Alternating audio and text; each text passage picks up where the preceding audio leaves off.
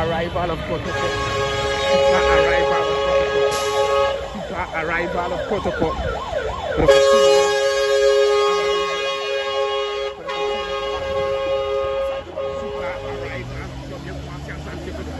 Yes.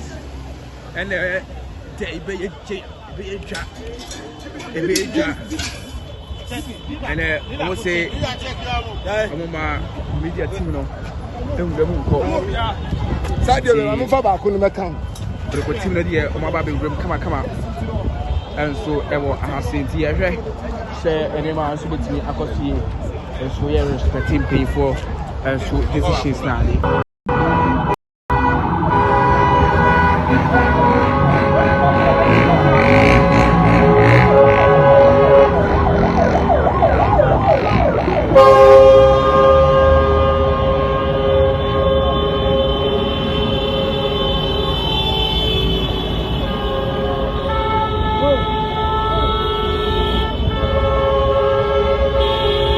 Atasura.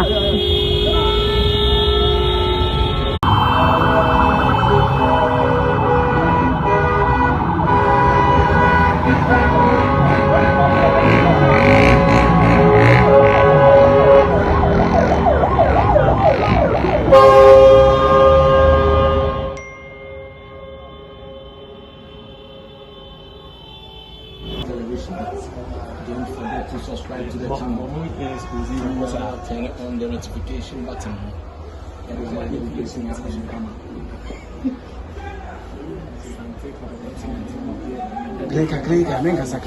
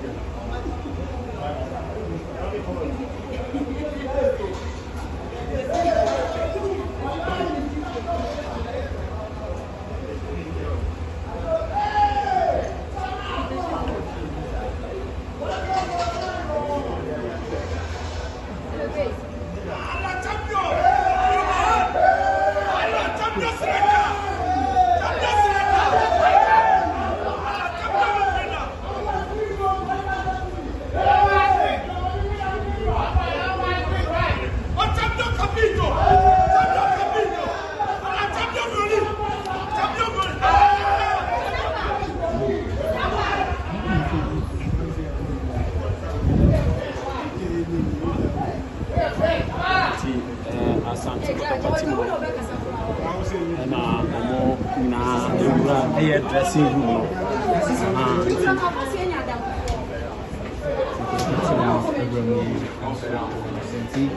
Media so editor na so ya waiting say on so ba me ama bibia so atumi akoso ye e wa hase na kodoko supporters a omu fi Kumasi e ba na de men kam fa na da omu dos ye pa and the share say ebetimi nya chairman Alex Menu ni en team because Sandra na omu nyina ewo ha omo ehwe ama enema nso atube akoso ye ewo Asante eguso etwa mfonyini ere amount from Accra Sports Stadium say ene ewo send yema ekoye edi ema krobia Kumasi Asante Kotoko ye Kotoko supporter na se untiri emewure mu ase ya na why fast awiane de awiane mo sa dabi awiano emo sa emu slopa awiano emo sa but yehwe se awiano betimi abo kakra edi ama faabu na enema nso atumi akoso ye yede mu wura pitch no so na yakwakoye pitch no so ho adwuma edi amount hwede se de stance no mu ensu esi etia yede ni na edi ma ya hwese benya interviews 1 or 2 bi nanka yaye ansa nanka wura pitch no so bata yehwe se yebenya interview 1 or 2 bi ensu aturi aye na yemu akwaba na yemfa omra GH live studio eso na obehwe sendie Accra Sports Stadium esi eko ene day ewa hasia game akodoko ene work of Morocco enso erebebo eni chairman Alexander Menu enso edru hasia ene omo ehwe amaniema enso atimi enso ako ye oba no ahye video no na unia enso enya bi enjoy so behind Accra Sports Stadium ana ye twamo emfonyini edi etrempanyfo ne de dodo na so aba bedu ase ya ene omuguso omo efa omo ho adwen serebe ya nema so betimi akoso yi edi ama the club ya Kumasi Asante Kotoko the Kings Club fabulous the best fabulous the greatest fabulous emu so nations FC for no so bedwa nations for no enso aba bedwa enrom beda ha sei yenda Dr. Kwame Chi yana sepa oba around the stadium security so you very tighter in paying for hodona and so ewa ha omo monitor nema and so amanema so atimi akoye fabu census and so ababe drew omo so ehwe amanema so atimi akoso yenti live report live update from Accra Sports Stadium ana yetwa hu funi e the amount chairman Solomon Ofosu Ware eno chairman Solo ana ogina hono mu no obaye nche chairman Solo ebedura mu enche kra Sanso communications director the Macrobia Kumasi Asante Kotoko one also around that one also ehwe amaniema enso atuni akọ ye ewo holenti ye twa mfonyine no the amamo na so send ye enema enso esi etie ewo Asante Kotoko enso antem no ebusuwa enso around the stadium obo ehwe amaniema bi so atuni ayeka uhwe the hope brand for no enti onso ba be hye Jesus ntuba oba na opekesi ni bia na etumi aye kama hwesoro ho hwesoro ho na fa abu census for no ana mo so ababedwa ne flax no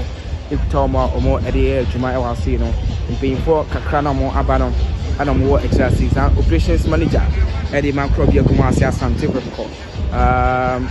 your friend Christopher Temenya omunyina enso e wa around the mpabwa na ehye na e the hoop brand for enso mpabwa na bia ena omo e wa Asante brand ne de omo ehwe amanema nso atumi akoso ye e wa house ye twen se Kotoko supporters a omo free titi ene menche enso e ba no bia enso ba bitu ha sei na atumi enso akokama e wa Asante oba ha de a Kotoko flags no ene niema aka no enso e ye adwuma e wo ahase pa share around that enema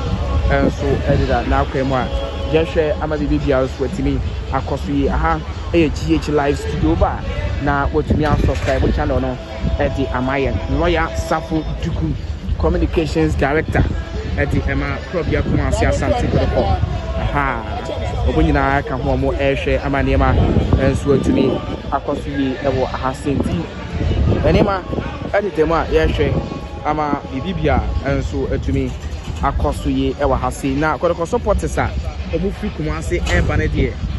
men kam fanada omu do so ye pa